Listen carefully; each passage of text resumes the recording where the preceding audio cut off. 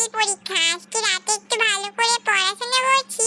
তো পড়াশোনা করতে করতে আমার ক্ষুধা লেগে গিয়েছে, কিন্তু মামনি আপি ওদিকে আবার হুঁশ নেই। আমার পেটের ভিতরে শুশু এসে আমাকে ডাক দিচ্ছে, বলছে কি এই তো তুই খাবি না, আমাদের তো ক্ষুধা লেগেছে। মামনি আপু নানিমণি ওরা ওদিকে কাঁঠাল আর মুড়ি খাচ্ছিল।